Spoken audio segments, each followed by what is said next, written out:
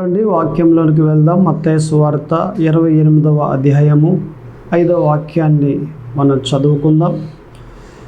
దూత స్త్రీలను చూచి, మీరు భయపడకుడి, సిలువ వేయబడిన యేసుని మీరు వెతుకుచున్నారని నాకు తెలియను. ఆయన ఇక్కడ లేడు, తాను చెప్పినట్లే ఆయన లేచి ఉన్నాడు. ఈ వాక్యాన్ని బట్టి మనం ప్రార్థన చేసుకుని వాక్య జ్ఞానంలోనికి వెళ్దాం. దయచేసి ప్రతి ఒక్కరూ కూడా తలల ఉంచి ప్రార్థనలో ఏకీభించండి. ప్రార్థన.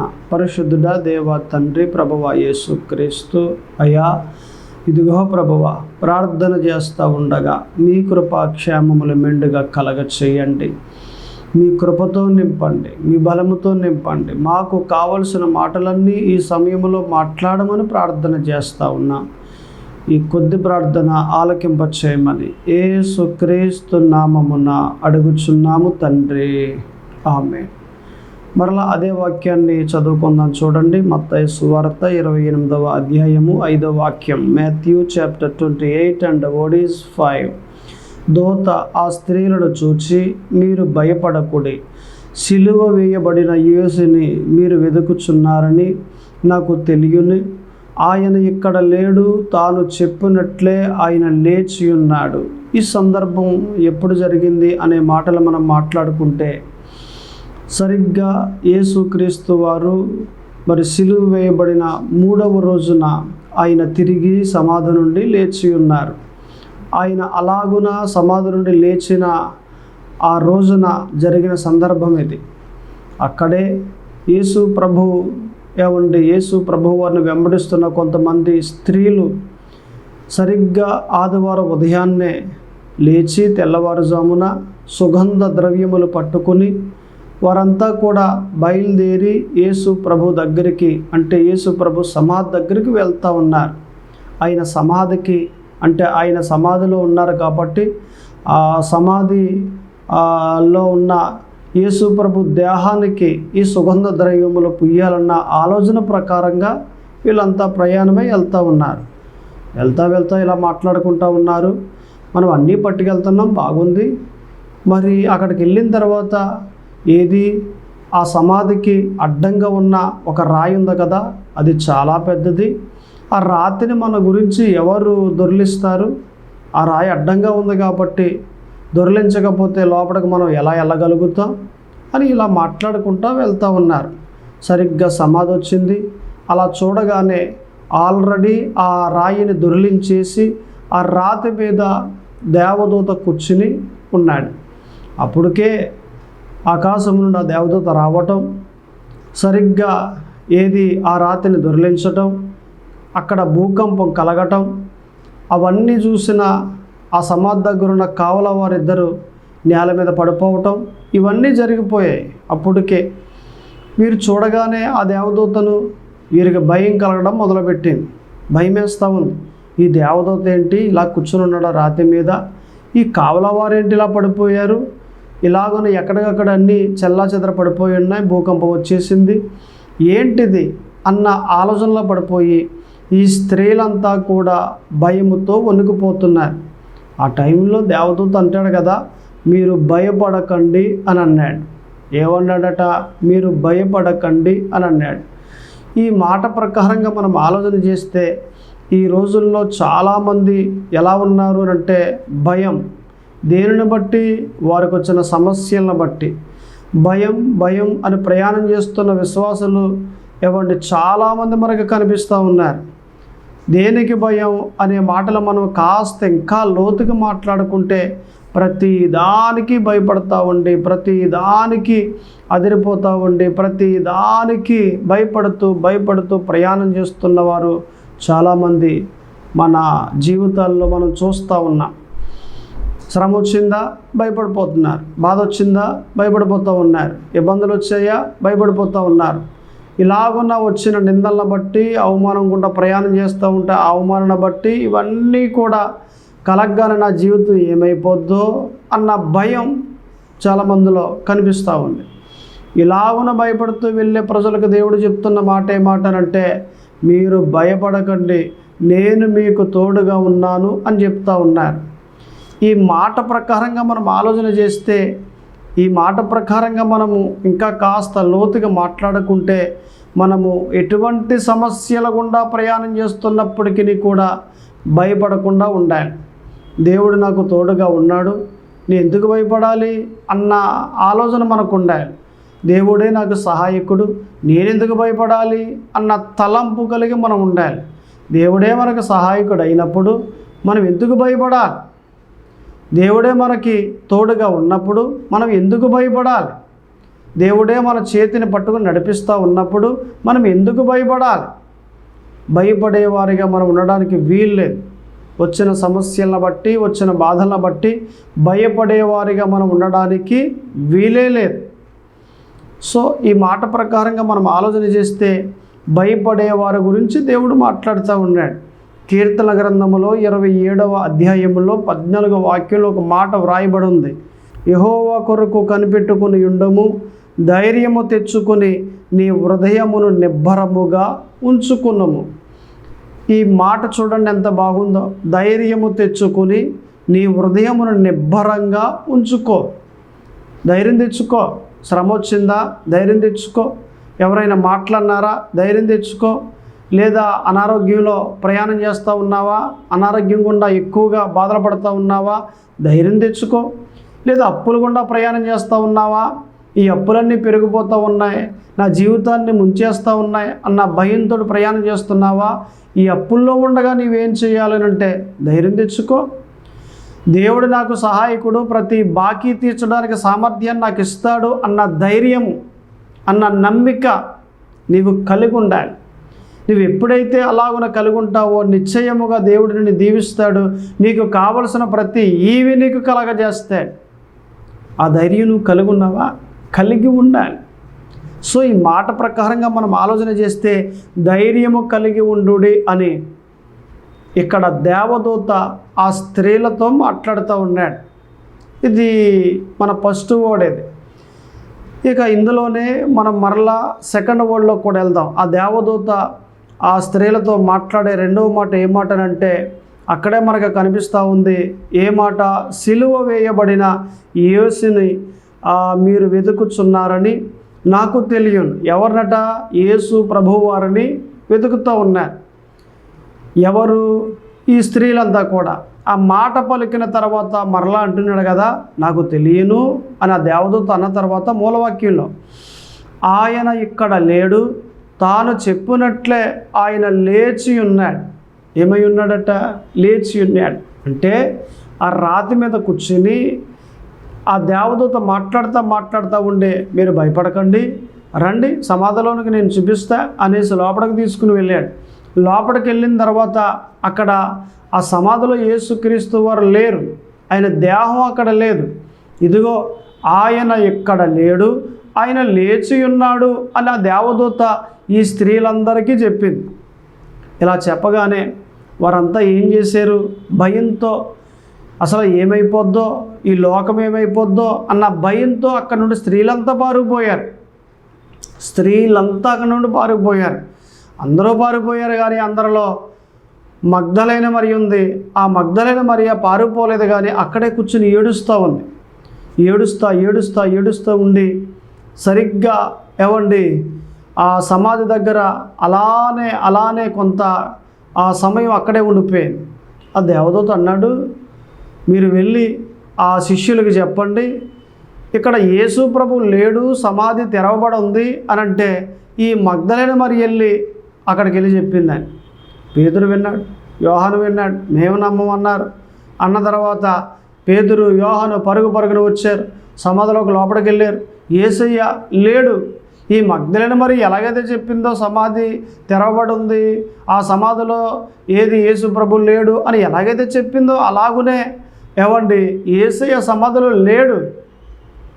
మరలా పేతురు యోహాను ఇంటికి వెళ్ళిపోయారు. కానీ మగ్దలైన మరి ఇంటికి వెళ్ళలేదు. అక్కడే కూర్చుంది, ఏడుస్తూ ఉంది. ప్రభువా నీవు నాకు కావాలి ప్రభువా, నీవు లేకపోతే నేను ఉండలేను ప్రభువా అన్నట్లుగా అక్కడే కూర్చుని ఏడుస్తూ ఉంది. అయితే అలా ఏడుస్తూ సమాధిలోకి చూసింది. ఈసారి 2 దేవదూతలు ఉన్నారు అక్కడ. యేసు ప్రభు తల వైపున ఒకరు, యేసు ప్రభు కాళ్ళ వైపున ఇద్దరు దేవదూతలు ఉన్నారు. చూసి ఆ దేవదూతల్ని ఈమె అంటది కదా, అయ్యా మీకు ఏమన్నా తెలుసా, ఈ సమాధిలో యేసుక్రీస్తు వారు లేరు కదా, ఎవరన్నా తీసుకెళ్ళడం మీరు చూసారా, ఎక్కడైనా పడుకోబెట్టారా, నాకు చెప్పండి అని అంది. అమ్మా, నువ్వు ఎందుకలాగ ఏడుస్తున్నావు, నువ్వు ఏడవడం మానే, ఆయన ఇక్కడ లేడు, ఆయన ఇక్కడ లేడు, ఆయన లేచి ఉన్నాడు అని ఇలా మాట్లాడుతూ ఉంటే మరలా వెనక్కి తిరిగి చూసింది సమాధి బయటికి. చూడగానే అక్కడ యేసు ప్రభువు ఉన్నారు. ఈమెనుకుంటుంది తోటమాల అనుకుంటుంది, ఎందుకంటే ఈ సమాధి ఎక్కడుందట, తోటలో ఉంది కాబట్టి ఈయన తోటమాల అనుకుంటా అని ఈయనతో కూడా మాట్లాడుతుంది. ఏమని అని అంటే, అయ్యా మీకన్నా తెలుసా, దయచేసి చెప్పండి, యేసు ప్రభువు వారిని ఎక్కడ పడుకోబెట్టారు, నేను భుజాల మీద వేసుకుని మోసుకుని వెళ్ళిపోతా, నాకు చెప్పండి అని ఇలాగున ఆయన అడుగుతుంది. ఆయన అంటున్నాడు యేసు ప్రభువారు, అమ్మ నువ్వు ఎందుకమ్మా ఏడుస్తున్నావు, ఇలాగా నువ్వు ఏడవటం మానే నువ్వు అనేసి యేసు ప్రభు చెప్తా మాట్లాడుతూ ఉండి ఆయన గతంలో మరియను ఎలా పిలిచేవాడో అలాగున మరియా అని పిలిచాడు. ఈ మాటల్లో ఈమె వెంటనే గుర్తుపట్టి, నన్ను గతంలో ఇలాగే యేసు ప్రభువు పిలిచేవాడు కదా అనేసి, ఈయన తోటమాలు కాదు యేసు ప్రభువునే అనేసి వెంటనే బోధకుడా అని అంది. దగ్గరికి వెళ్ళబోతుంది, ముట్టుకోబోతుంది. నన్ను ముట్టుకోకు, నేను ఇంకా తండ్రి దగ్గరికి ఎక్కిపోలేదు, ఒక పని అప్పగిస్తాను నేను, నువ్వు చెయ్యి, నువ్వు వెళ్ళి నా శిష్యులకు అంటే నా సహోదరులకు ఈ వార్త చెప్పు. ఏమని చెప్పమంటారు ప్రభువా, నేను తండ్రి దగ్గరికి ఎక్కి వెళ్తూ ఉన్నాను అని చెప్పు. అలాగేనయ్యా చెప్తాను అని యేసయ్య మాటను తీసుకుంది మగ్దలేన మరియ, వెళ్ళి ఏవండి ఆ శిష్యులకు చెప్పింది. ఈ మాటలను బట్టి మనం ఆలోచన చేస్తే ఇక్కడ పర్టికులర్గా కనిపిస్తున్న మాట ఏంటి, ఈ స్త్రీ ఏవండి యేసయ్య పని చేసింది. మొదటగా మనం మూలవాక్యంలో చూస్తే ఆ దేవదూత ఈ స్త్రీలతో మాట్లాడుతూ అంటూ ఉన్నాడు కదా, మీరు భయపడకండి అని అన్నాడు. ఇక రెండవదిగా మనం చూస్తే ఆ దేవదూత ఇంకొక మాట మాట్లాడుతున్నాడు, ఆయన ఇక్కడ లేడు, ఆయన లేచి ఉన్నాడు అని అన్నాడు. ఇది రెండవ మాట, సెకండ్ వర్డ్ ఇది. ఈ మాట ప్రకారంగా మనము మాట్లాడుకుంటే యేసుక్రీస్తు ఏవండి సమాధిలో లేడు, ఆ సమాధి ఖాళీగా ఉంది. ఒక ప్రాంతంలో ఒక టీచర్ ఉన్నారు, అక్కడ 40 మంది పిల్లలు ఉన్నారు. టీచర్ అంటుంది, ఒరే నేను ఒక పని చెప్తాను, రేపు పొద్దున వస్తా పని చేసుకురండిరా. అలాగే టీచర్, చెప్పండి చేస్తాం. మీరు ఇంటికి వెళ్ళిన తర్వాత మీ అమ్మకి చెప్పండి, కోడిగుడ్డు 2 భాగాలుగా చేసి దాంట్లో ఉన్న సొన తీసేసి దాంట్లో ఏదో ఒకటి పెట్టి, ఎలాజర్ కానీ లేకపోతే ఏది ఒక ఆకు కానీ లేకపోతే ఒక తూరిక కానీ ఏదో ఒక ఐటెం అందులో పెట్టి తీసుకురండిరా, నేను మీకు ఇస్తూ ఉన్న హోంవర్క్ ఇదే రేపటికి అని చెప్పింది. అలాగే టీచర్ అని చెప్పారు. ఇంటికి వెళ్ళారు. ఏది అమ్మకి చెబితే వాళ్ళ అమ్మకి వాళ్ళంతా ఏం చేశారంటే ఒక కోడిగుడ్డు తీసుకుని 2 భాగాలుగా చేసి ఏవండి ఎంటీ ఆ కోడిగుడ్డు వారికి ఇస్తే ఆ పిల్లలంతా కూడా అందులో ఒక్కొక్కడేమో ఏమన్నా ఆకు పెట్టాడు, ఒక్కొక్కడేమో ఎలాజర్ పెట్టాడు, ఒక్కొక్కడేమో సీతాకోక చిలక పెట్టాడు, ఒక్కొక్కడేమో తూరిగా పెట్టాడు. ఇలాగన ఒక్కొక్కడు ఒక్కో దాన్ని ఆ కోడిగుడ్లో పెట్టి, ఆ ఎంటీ గుడ్లో పెట్టి, ఖాళీ గుడ్లో పెట్టి పట్టుకొచ్చారు. లైన్గా నిలబడ్డారు. దాదాపు 40 మంది పిల్లలు. ఈమె లైన్గా చూస్తూ ఉంది. అయితే ఒక కోడిగుడ్లో ఏమీ పెట్టకుండా తెచ్చాడు. ఎవడరా ఇలా పట్టుకొచ్చాడు, నేనేం చెప్పాను నువ్వేం చేసావు అని అంటే అబ్బాయి దగ్గరకు వచ్చాడు. అయ్యా టీచర్, మరి ఇది ఏమీ పెట్టి తీసుకురాలేదని అంటే, ఇది ఖాళీగానే ఉండాలి టీచర్, దాని వెనక భాగంలో ఏమి రాశానో చదవండి అని అన్నాడు. ఏమని ఉంది అని చూస్తే ఇది యేసుక్రీస్తు వారి సమాధి అని రాశాడు. ఇదేంట్రా అని అంటే, అవును టీచర్, యేసయ్య సమాధిలో యేసయ్య లేడు, ఖాళీగా ఉన్నాడు. మరి ఖాళీగా ఉన్నప్పుడు ఇందులో ఏమీ పెట్టకూడదు కదా, ఇది యేసయ్య సమాధి, ఇందులో ఏమి ఉండదు, ఏమి పెట్టకూడదు. సో నేను అందుకే ఎంటీగా తెచ్చాను, ఖాళీగా తెచ్చాను అని అన్నాడు. ఆమెకు ఆశ్చర్యం కలిగి, ఒరే ఈ వాక్యం ఎక్కడ విన్నావురా అని అంటే, నిన్న ఈస్టర్ మా పాస్టర్ గారు చెప్పారు, విన్నారండి అని అన్నాడు. ఆమెకు సంతోషం కలిగి ఆ అబ్బాయిని దీవించి పంపించింది. ఈ మాట ప్రకారంగా మనం మాట్లాడుకుంటే ఏమండి, యేసయ్య సమాధి ఎలాగుందట? ఖాళీగా ఉంది. ఖాళీగానే, ఈ రోజుకి ఖాళీగానే ఉంది. యేసయ్య సమాధిలో యేసయ్య లేడు. ఎందుకని? ఆయన లేచి ఉన్నాడు. సో ఈ మాటల ప్రకారంగా మనం మాట్లాడుకుంటే మన రెండవ మాట ఏ మాట? ఆయన ఇక్కడ లేడు, ఆయన లేచి ఉన్నాడు. ఇంకా కాస్త మనము ముందుకెళ్ళినట్లయితే ప్రకటన గ్రంథంలో 3వ అధ్యాయంలో 21వ వాక్యం మనకు కనిపిస్తూ ఉంది. నేను జయించి నా తండ్రితో కూడా ఆయన సింహాసనమునందు కూర్చుండియున్న ప్రకారము జయించు వారిని నాతో కూడా నా సింహాసనమునందు కూర్చుండనిచ్చేదను. ఈ మాట చూడండి ఎంత బాగుందో. యేసుక్రీస్తు వారు జయించారు. ఏం జయించారు? ఆయన మరణాన్ని జయించారు. అలాగునే ఈ లోకాన్ని జయించారు. అంటే మరణాన్ని జయించి, లోకాన్ని జయించి తండ్రి కుడిపార్శ్వమునందు ఆయన సింహాసనమునందు కూర్చున్నారు. ఆయన యేసయ్య జయించాడు కాబట్టి తండ్రి ఏం చేశారట? ఆయన సింహాసనమునందు కూర్చుండబెట్టుకున్నారు. ఇప్పుడు యేసయ్య ఏమంటా ఉన్నారట? అది ఎలా జరిగిందో అలాగనే మీ పట్ల కూడా నేను చేస్తాను. మీలో ఎవరైతే జయిస్తారో వారిని నా సింహాసనమునందు కూర్చుండబెట్టుకుంటాను అని అంటున్నారు. అంటే జయించేవాడు ఎక్కడ కూర్చుంటాడు? యేసయ్య సింహాసనమునందు కూర్చుంటాడు. ఆయనే కూర్చోబెట్టుకుంటాడు. అటువంటి స్థానమును దేవుడు కలగజేయడానికి ఇష్టపడుతూ ఉన్నాడు. సో ఇక్కడ వ్రాసి మనతో మాట్లాడుతున్నాడు. మనమంతా కూడా జయించేవారిగా ఉండాలి. లోకాన్ని జయించేవారిగా. ఒక మాట ఉంటుంది, ఏమంటానంటే లోకమును, దేవుని పిల్లలు లోకమును జయించెదరు అనే మాట ఉంటుంది. దేవుని పిల్లలు అనంటే లోకాన్ని జయిస్తారు. అలా జయించే వారిగా మనం ఉండాలని పరిశుద్ధాత్మ దేవుడు మనందరినీ కోరుతూ ఉన్నారు. సో మనము 3వ మాటలోకి కూడా వెళ్దాం. ఆ దేవదూత స్త్రీలతో మాట్లాడుతున్న ఆ మాటలలో మొదటి మాట మీరు భయపడకుడి, రెండవ మాట ఆయన ఇక్కడ లేడు, ఆయన లేచి ఉన్నాడు. 3వ మాట అక్కడే మనకు కనిపిస్తూ ఉంది. అదే వాక్యంలో క్రింద భాగానికి వచ్చేసరికి ఆయన మృతుల్లో నుండి లేచి ఉన్నాడని ఆయన శిష్యులకు తెలియజేయుడి. అంటే ఈ స్త్రీలకు చెప్పే 3వ మాట ఇది. అప్పటికి ఇంకా స్త్రీలంతా కూడా వింటానే ఉన్నారు. ఆ సమాధిలోకి వచ్చారు, చూశారు, ఆ దేవదూత పలుకుతూ ఉన్న మాటలు వింటానే ఉన్నారు. విన్న తర్వాత ఇక భయంతో ఏం చేశారంటే స్త్రీలంతా పరుగున పారిపోయారు.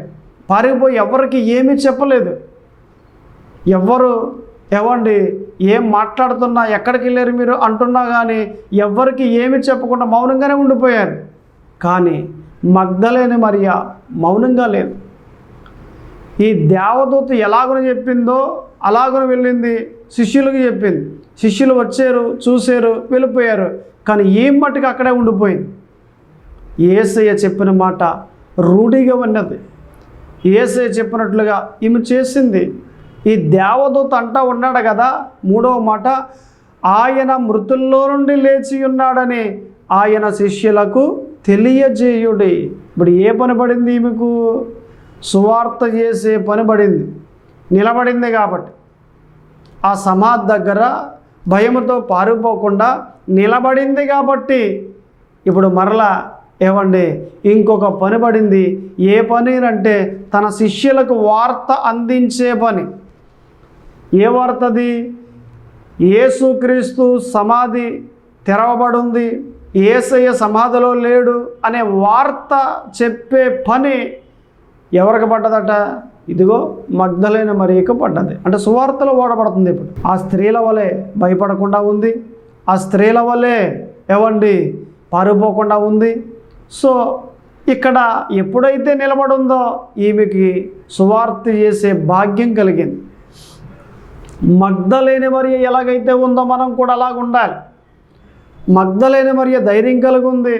మగ్దలేని మరియ సువార్త చేసేదానిగా ఉంది. మగ్దలేని మరియ పారిపోకుండా ఉంది. భయంతో మనం కూడా ఈ మగ్దలేని మరియ ఎలాగైతే దేవుని కోసం వాడబడిందో, దేవుని కోసం నిలవబడిందో, మనము కూడా అలాగున నిలవబడాలని, దేవుని చేతిలో వాడబడాలని పరిశుద్ధాత్మ దేవుడు మనందరితో మాట్లాడుతూ ఉన్నాడు. ఎలా ఉన్నాం, ఏమై ఉన్నాం, ఏం చేస్తూ ఉన్నాం, మన జీవితాలు ఎలాగున్నాయి, మన జీవితాల్లో ఎలా నడుస్తూ ఉన్నాం ఒక్కసారి గ్రహించుకుంటే మన జీవితాలు మనం సరి చేసుకోవచ్చు. ఇలా ఉన్నామా? ఈ మగ్దలేని మరి ఎలాగైతే ఉందో అలా ఉండాలా మనం. అప్పుడు కదా మన జీవితాలు బాగుపడతాయి. చిన్న శోధన వచ్చిందంటే భయం, చిన్న బాధ వచ్చిందంటే భయం, ఏదైనా ఒక అవమానం వచ్చిందంటే భయం. దేనికి భయపడేది? దేనికండి? దేవుడు ఉండగా మనకు భయము దేనికి? దేవుడు ఉండగా దేనికి మనం భయపడకుండా ఉండాలి కదా. మన చేతిని పట్టుకు నడిపిస్తూ ఉంటే దేనికి భయం? సో ఈ మాటల ప్రకారంగా మనం మాట్లాడుకుంటే ఆ దేవదూత స్త్రీలతో మాట్లాడుతున్న మూడో మాట ఏ మాటట? ఆయన మృతుల్లో నుండి లేచి ఉన్నాడని ఆయన శిష్యులకు తెలియజేయుడి. వెళ్ళండి అని అంటే ఎవరు వెళ్ళారట? మగ్దలేని మరియ మాత్రమే వెళ్ళింది. వాళ్ళంతా పారిపోయారు. ఇక్కడ ఇంకొక మాట కూడా మనం చూడొచ్చు. ఎక్కడనంటే అది కీర్తన గ్రంథంలో 22వ అధ్యాయంలో 22వ వాక్యం, నీ నామమును నా సహోదరులకు ప్రచురపరిచేదను. చూడండి ఈ మాట ఎంత బాగుందో. ఇక్కడ భక్తుడు అంటున్నాడు కదా, నీ నామమును నా సహోదరులకు నేను తెలియజేస్తాను. నేను దేవుడు చేసే అద్భుత కార్యములు అనేక మందికి చెప్పాలి, చెప్పేవారిగా మనం ఉండాలి.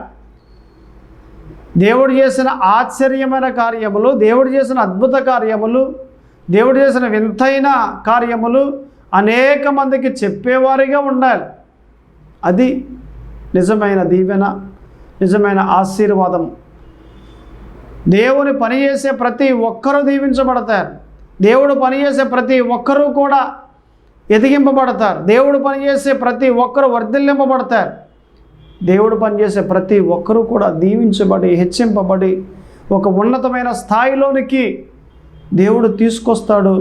అలాగున దేవుడు తీసుకురావాలి అని అంటే మనమంతా కూడా ఆయన పరిచర్య చేసేవారిగా ఉండాలి. ఆయన పరిచర్య చేసేవారిగా గానుంటే నిశ్చయముగా దేవుడు దీవిస్తాడు. ఆ దేవదూత 3 మాటలు పలికింది ఈ స్త్రీలతో. 1, మీరు భయపడకండి అని పలికింది. 2, ఆయన ఇక్కడ లేడు, ఆయన లేచి ఉన్నాడు అని పలికింది. 3వది, మృతుల్లో నుండి లేచి ఉన్నాడని ఆయన శిష్యులకు మీరు వెళ్ళి చెప్పండి అని పలికింది. మనం చెప్పేవారిగా ఉన్నామా? యేసయ్య గొప్ప దేవుడు అని చెప్పేవానిగా ఉన్నామా? మనం యేసయ్య ఒక ఉన్నతమైన వాడు అని చెప్పేవానిగా మనం ఉన్నామా?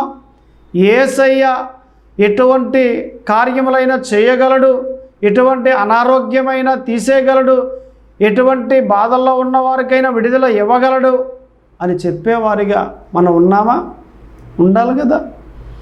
యేసయ్య పని చేసేవారిగా మనం ఉండాలి కదా. అలా కానీ మనం ఉండగలిగితే దేవుడు ఎంత మంచి జీవితాన్ని ఇస్తాడు, ఎంత ఉన్నతమైన స్థాయిలోనికి తీసుకుని వెళ్తాడు. చెప్పాలి మనం. మన కోసం ఎటువంటి జీవితం ఇచ్చాడండి, ఎటువంటి జీవితం త్యాగం చేశాడు ఆయన. సిలువలో శుక్రవారం ఉదయం 9 గంటలకు సిలువేస్తే మధ్యాహ్నం 3 గంటల వరకు ఆ సిలువలోనే ఉన్నాడు ఆయన. ఆయన త్యాగం చేసి మనందరికీ జీవితాలు ఇచ్చాడు. ఆయన త్యాగం చేసి ఒక ప్రాంతంలో ఎద్దుల పోటీలు జరుగుతూ ఉన్నాయి. ఎద్దుల బళ్ళు లైన్ పెట్టి నిలబడ్డారు. ఆ గ్రామపు ప్రజలంతా కూడా చుట్టూరు నిలబడ్డారు. ఇంకా పక్క గ్రామస్తులు కూడా వచ్చారు. చాలామంది ఉన్నారు. దాదాపు ఒక 10 ఎద్దుల బళ్ళు రెడీగా ఉన్నాయి. రెడీగా ఉన్నప్పుడు వాటికి పోటీ చేస్తూ ఉంటే సరిగ్గా పరుగున ఇవన్నీ కూడా ముందుకి వెళ్తూ ఉన్నాయి. ఏదైతే ఆ రిబ్బన్ ఎదురుగుండా ఉన్న రిబ్బన్ దాటి ముందుకు వెళ్తుందో అది గెలిచినట్లు, వారికే కప్పిస్తారు. అన్నీ ఏమంటే ముందుకి చాలా ముందుకి వెళ్తూ ఉన్నాయి. అయితే ఒక ఎద్దుల బండి శీల ఒక ఎద్దుకి గీసుకుపోయింది. అంటే సీరేసింది ఆ శీల నడుము మీద. ఒక్కసారిగా ఎద్దు ఆగిపోయింది. ఆగిపోతే రక్తం వచ్చేస్తూ ఉంది. ఏమంటే గాయం గట్టిగా అయిపోయింది. ఇక ఇది వెళ్ళలేని పరిస్థితి అయినప్పటికీ యజమానుడు కిందకి దిగి అన్నాడు కదా, తన దగ్గరికి వెళ్ళి తన చెవులు అంటున్నాడు, ఒరే మనం కానీ ఓడిపోయామంటే ఇక్కడ ఈ గ్రామంలో మనం తల ఎత్తుకోలేము, మనం ప్రాణాలు పోయినా పర్లేదు కానీ మనం మటుకు గెలవాలరా అని చెప్పాడు. ఆ యజమానుడి మాట తాను అర్థం చేసుకుంటే ఏమండి మరలా యజమానుడు ఎక్కాడు, తోలుతా ఉన్నాడు. ఆ ఎద్దు పరిగెడుతూ ఉంది. పరిగెట్టి ఎంత రక్తం కారినా పరిగెట్టి ఆ ఎద్దుల వల్లన్నీ దాటుకుంటా వెళ్ళి ఆఖరికి ఏమండి అన్నిటికన్నా ముందు అదే వెళ్ళి గెలిచి తన యజమానుడిని గెలిపించి ఒక్కసారిగా కూర్చోబడిపోయింది, ప్రాణాలు వదిలేసింది.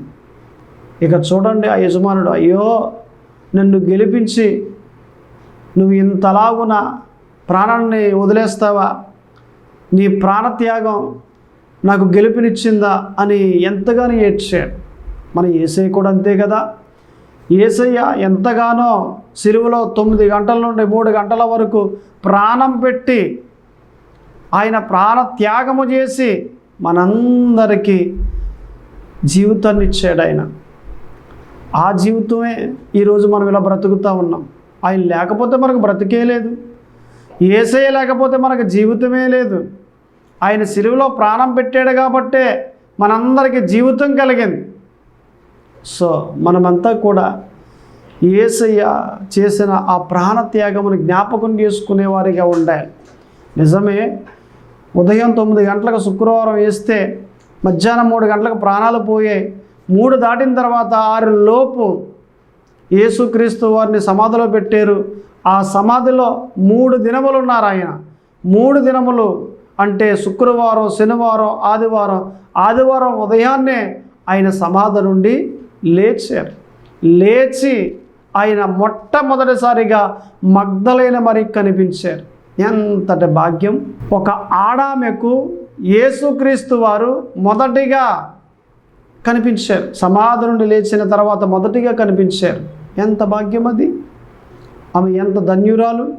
నిజానికి పేతురు ఉన్నాడు, యోహాను ఉన్నాడు, ఇంకా తోమా ఉన్నాడు, అనేక మంది శిష్యులు ఉన్నారు, కానీ ఎవరికీ కనిపించలేదు. కానీ ఏవండి యేసుక్రీస్తు వారు మగ్దలైన మరియకు మాత్రమే కనిపించాడు. ఒక స్త్రీకి కనిపించాడు. ఎందుకని? ఆమె అక్కడ నిలబడ్డది కాబట్టి, యేసు కావాలని ఏడ్చింది కాబట్టి.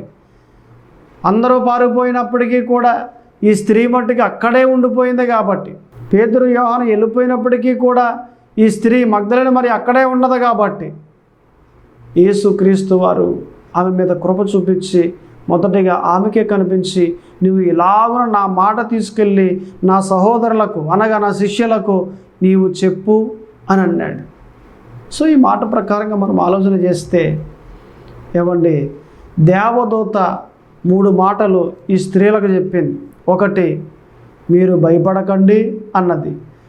2, ఆయన ఇక్కడ లేడు, ఆయన లేచి ఉన్నాడు అని అన్నది. 3వది, మృతుల్లో నుండి లేచి ఉన్నాడని ఆయన శిష్యులకు తెలియజేయండి అని అన్నది. ఈ మాటలన్నీ కూడా దేవదూత యేసయ్య సమాధి దగ్గరకు వచ్చిన ఆ స్త్రీలతో మాట్లాడిన మాటలు. సో దయచేసి అందరూ ప్రార్థనలో ఉందాం. ఈ మాటల ప్రకారంగా ఒక చిన్న ప్రార్థన చేసుకుని మనం ముందుకు సాగుదాం. కళ్ళు మూసుకోండి. ప్రార్థన. పరిశుద్ధుడా దేవ తండ్రి ప్రభువ యేసుక్రీస్తు అయ్యా, ఇదిగో ప్రభువ ప్రార్థన చేస్తూ ఉండగా మీ కృపాక్షేమములు మెండుగా కలగచేయండి. ఇదిగో ఈ ఈస్టర్ రోజున మీరు కృప చూపించారు. వందనాలు, స్తోత్రములు. మంచి వాక్యాన్ని మా అందరితో మాట్లాడి ఉన్నారు. వందనాలు. మీకే మహిమ కలుగునగాక. మా అందరిని జ్ఞాపకం చేసుకోండి, దీవించండి, బలపరచండి. ఈ కొద్ది ప్రార్థన ఆలకింపచేయమని యేసుక్రీస్తు నామమున అడుగుచున్నాము తండ్రి. ఆమేన్.